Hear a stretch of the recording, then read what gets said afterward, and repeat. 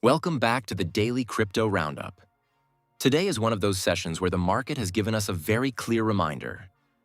When too many traders lean one way, crypto has a habit of punishing them hard.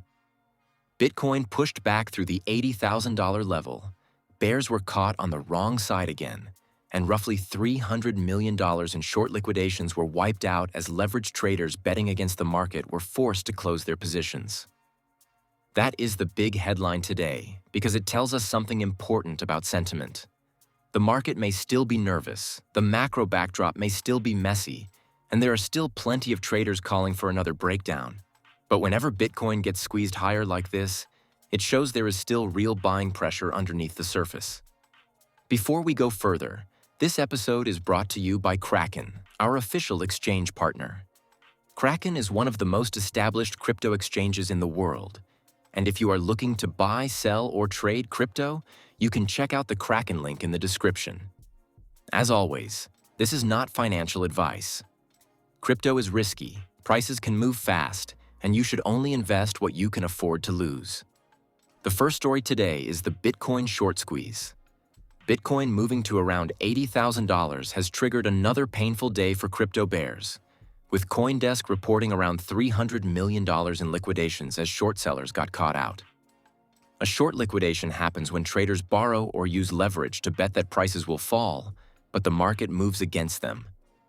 When the price rises too far, the exchange automatically closes their position, which often means buying back into the market. That forced buying can push prices even higher, which then liquidates more shorts, creating a chain reaction. That is why these moves can look so aggressive when they start. It is not just normal buyers stepping in. It is also trapped sellers being forced to become buyers. And this is why the $80,000 level matters psychologically. Bitcoin has spent months being questioned, doubted, and hit with constant warnings that the rally was over. But every time it gets back above a major round number, it changes the mood. Retail starts paying attention again. Institutions start looking at whether the trend is rebuilding. Traders who were waiting for lower entries suddenly worry they have missed the move. And short sellers, who thought they were positioned for another drop, suddenly become the fuel for the next leg higher. That does not mean Bitcoin goes straight up from here, but it does mean the bears are not fully in control. If they were, we would not keep seeing these forced liquidations every time Bitcoin pushes into key levels. The second story is actually one of the most important institutional stories of the day, even if it sounds less exciting at first. Shopify and National Bank of Canada are among the backers of a new Canadian dollar digital currency called CADD, launched by Tetra Digital Group. This is being positioned as Canada's first Canadian dollar-backed stablecoin issued through a regulated financial institution, with the token backed one-to-one by Canadian dollars and approved by Alberta Treasury Board and Finance. CADD is already live on Base, Ethereum, and Tempo, with Solana expected to follow. That matters because this is not just another random stablecoin launch. This is a regulated Canadian dollar stablecoin designed for 24/7 settlement, corporate treasury use, payments, and moving money on-chain without relying only on US dollar stablecoins. That is a big theme for the next phase of crypto. The stablecoin market has been dominated by US dollar tokens, especially Tether and USDC, but other countries are now realizing that if money is going to move on blockchain rails, they need their own regulated digital versions of their currencies. Canada processes hundreds of billions of dollars in payments on a normal business day, but a lot of traditional payment infrastructure is still built around batch processing, banking hours, and settlement delays. A regulated Canadian dollar stablecoin gives institutions a way to move value continuously, including outside normal market hours. For crypto, this is another sign that the boring infrastructure layer is becoming very serious. The next bull market is not only about meme coins and price pumps.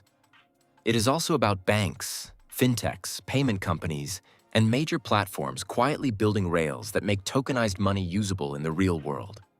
The Shopify angle is especially interesting. Shopify is not a bank, but it sits close to commerce. If digital currencies are going to matter beyond trading, they need to be useful for merchants, payments, settlement, refunds, treasury management, and cross-border flows.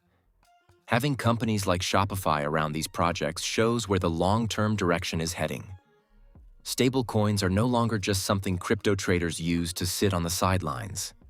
They are becoming payment infrastructure. And once stablecoins are accepted as infrastructure, that strengthens the broader case for blockchains as settlement networks. The third story takes us into the more dramatic side of the industry. World Liberty Financial, the Trump-affiliated crypto project, has filed a defamation lawsuit against Tron founder Justin Sun after Sun previously sued the project over frozen tokens. World Liberty alleges that Sun engaged in short-selling straw purchases, unauthorized token transfers, and a public smear campaign. Sun has pushed back, calling the lawsuit a meritless PR stunt, and says he stands by his actions. This is now becoming one of the most high-profile legal fights in crypto, not just because of Justin Sun's name, but because World Liberty is closely associated with the Trump family and has been one of the most politically sensitive crypto projects in the market. The key issue here is trust. World Liberty says it had the ability to freeze tokens under its terms of sale and claims Sun violated investment restrictions. Sun says his assets were unlawfully frozen and that the project used undisclosed tools to prevent him from selling. For ordinary listeners, the big takeaway is simple. When a token has powerful insiders, lockups, freeze functions, and political connections, you need to understand the rules before assuming you own something freely transferable. Crypto often sells itself on decentralization, but many projects still have very centralized controls behind the scenes. This lawsuit puts that issue directly in the spotlight. If a major investor can have tokens frozen, and if the project can later argue that those rights were clearly disclosed, then retail investors need to ask what protections they actually have. It also matters for the broader political crypto narrative. The US is moving closer to crypto regulation, stablecoin frameworks, ETF expansion, and more institutional adoption. But stories like this remind everyone that the industry still has reputational risk. Investors want clarity, regulators want accountability, and projects with political branding will be held to an even higher level of scrutiny because every legal dispute becomes a headline. Whether World Liberty or Justin Sun wins in court, the damage is already public. This fight shows how messy token launches can become when big money, famous names, and disputed control mechanisms all collide. The final story is BitGet, where CFD daily volume has hit a record $8 billion, driven heavily by demand for gold-linked products.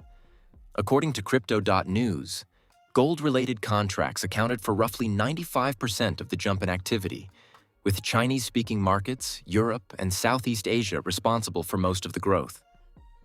This is interesting because BitGet is not just seeing demand for crypto trading. It is seeing users move between crypto and traditional markets using the same exchange-style environment. Its model allows traders to use USDT as collateral to trade things like gold, oil, foreign exchange, and indices, which means the platform is trying to become more than a crypto exchange. It wants to become a universal trading venue. And that tells us something about where user demand is going. Crypto traders do not only want Bitcoin and altcoins anymore. They want access to macro trades. They want gold when inflation fears rise. They want oil when geopolitical risk jumps. They want indices when equity markets move. And they want to move between those trades quickly without leaving the crypto ecosystem. That is exactly why gold-linked products are leading this surge. Gold has been one of the major safe haven assets in a world full of inflation concerns, rate uncertainty, and geopolitical tension. If traders can access gold exposure while keeping capital in stablecoins, that becomes a very powerful bridge between crypto and traditional finance. So when you tie all four stories together, today's theme is clear. Bitcoin is still capable of punishing bearish positioning. Stablecoins are moving deeper into regulated payment infrastructure. Political crypto projects are facing serious legal scrutiny. And exchanges are expanding beyond crypto into full macro trading ecosystems. That is the market we are in now. It is no longer just about whether one coin pumps today. It is about leverage, settlement, regulation, institutional rails, and the blending of crypto with the rest of global finance. For listeners, The main thing to watch now is whether Bitcoin can hold the $80,000 area after this liquidation-driven move. A short squeeze can create powerful upside momentum, but the real test is what happens after the forced buying fades. If Bitcoin holds above that level, the market may start treating this as a genuine recovery signal. If it fails quickly, traders will call it another liquidity grab. Either way, the bears have been reminded again that betting aggressively against crypto when positioning is crowded can be extremely expensive. Drop your thoughts in the comments. Are you selling if Bitcoin keeps pushing higher, or are you still buying for the next cycle? Smash like, follow, and we will see you at the top.